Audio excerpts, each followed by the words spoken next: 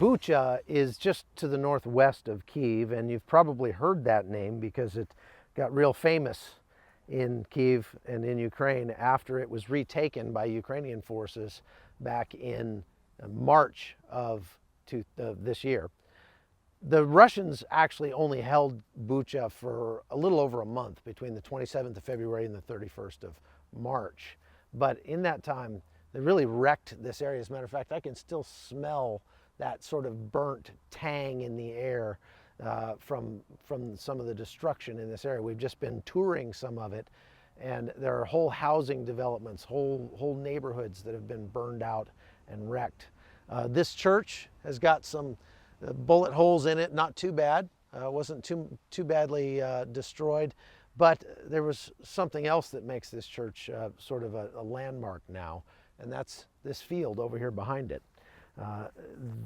In the time that the Russians held Bucha, it's now known that they murdered over 1,000 people here. Many of them had their hands tied behind them, shot in the back of the head.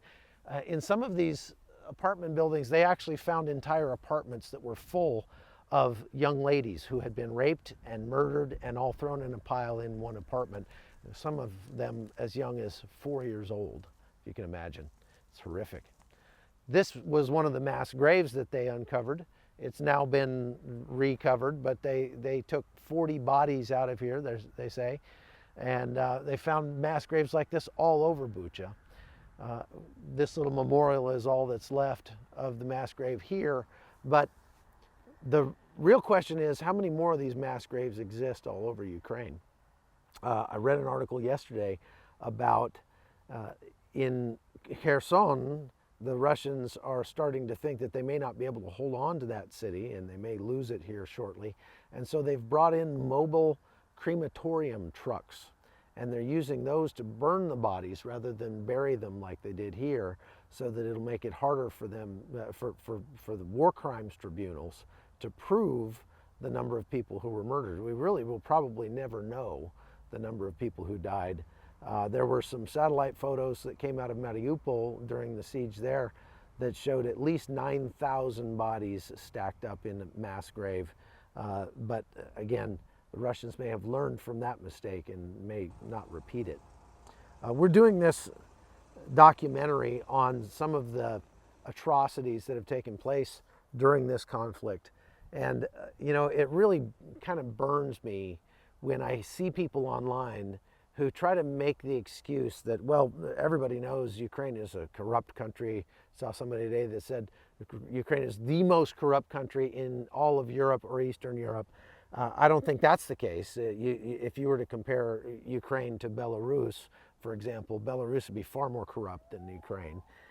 And Ukraine was very corrupt after the Soviet Union fell, as were many of the countries that balkanized away from the Soviet Union, because when they went from that centralized, very strict, regimented government system to essentially no government system, they kind of had to figure things out on their own.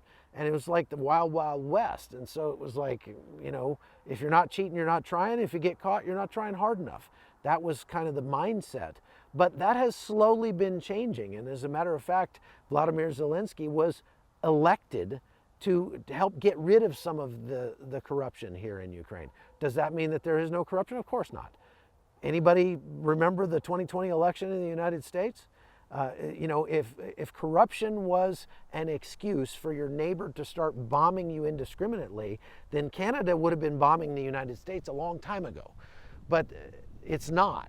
And so it's a false moral equivalence to try to say, oh, well, Ukraine, you know, just deserves what it gets because it's a corrupt country. That's completely wrong. And it's an immoral statement to say that. And most of the people who are saying it couldn't detail any of the actual corruption in Ukraine if you tried to force them to. They just read about it somewhere on the internet. And it sort of gets me fired up, especially when I see things like this. I've been covering this war since before the beginning of the war. And I've been all over this country, and I've seen so many people who have suffered greatly because of the attack by Russia. And I don't know any of those people that you could say deserved what they got. People who got blown out of their houses, people who've had their homes destroyed, their lives destroyed, their families murdered. Those people don't deserve any of this. And Russia has absolutely no legitimate claim to come in here and try to burn down Ukraine any more than you would have a legitimate claim to burn down your neighbor's house because you don't like that he hosts loud parties once in a while.